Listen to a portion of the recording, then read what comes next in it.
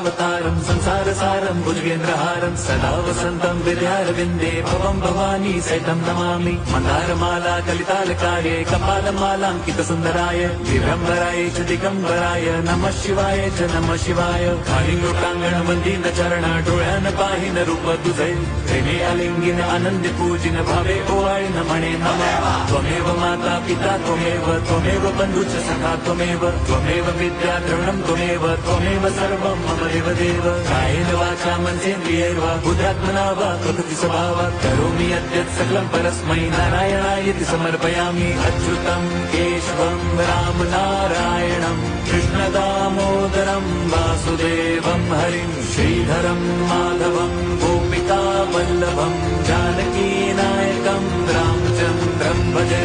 Hare Ram Ram Ram Hare Hare, Hare Krishna Krishna Krishna Hare Hare.